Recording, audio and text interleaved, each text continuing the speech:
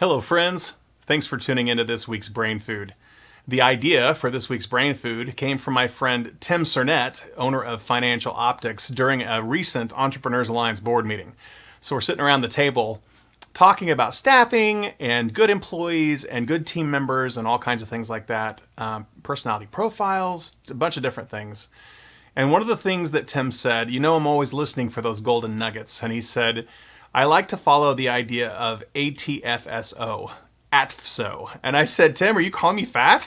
Because it just sounded so close to fatso, I had to make a joke about that.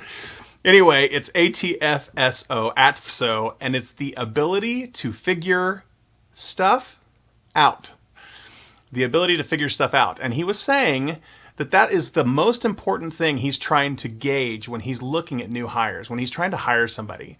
And so during the interview process, he was suggesting actually ask them about a problem and how they would go about solving it.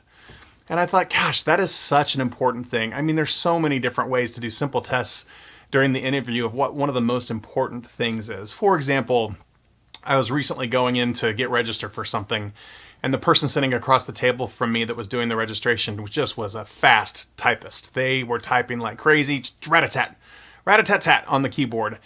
And I said, I bet if somebody couldn't type very quickly, they would really suffer in your job role. And she said, yeah, it's actually a typing test as part of the hiring process here. I'm like, of course it is. It should be.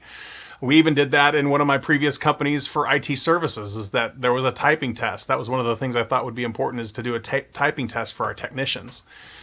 Anyway, so the idea of the ability for people to figure stuff out is so important, because a lot of times, especially leaders in their organization, will create this kind of choke point in their business, and I call it the open door policy, which can be awesome, by the way.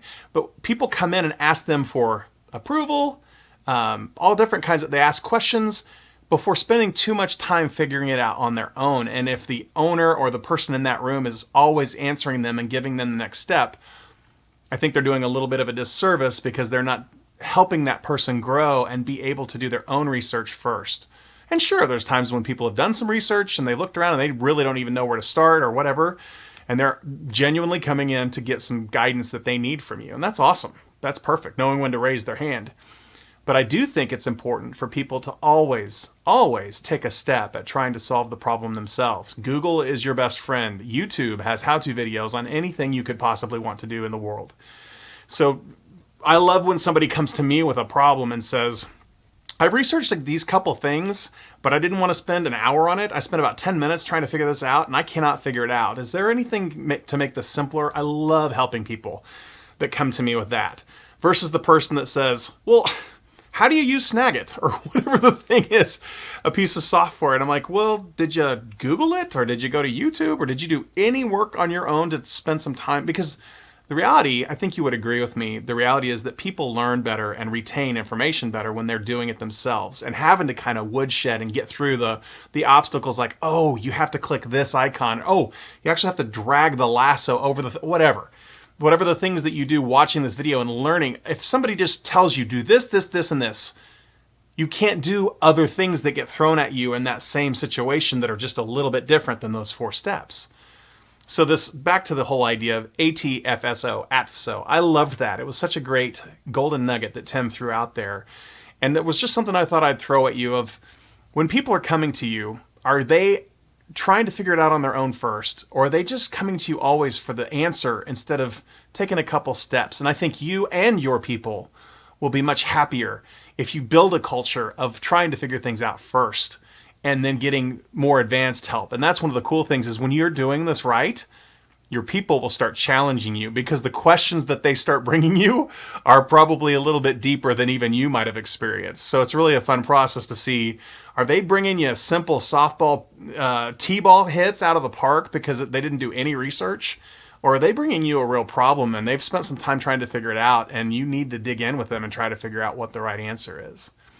So again, ATFSO, ATFSO, that's a great thing to use when hiring people or trying to see if somebody can be a good fit for your team.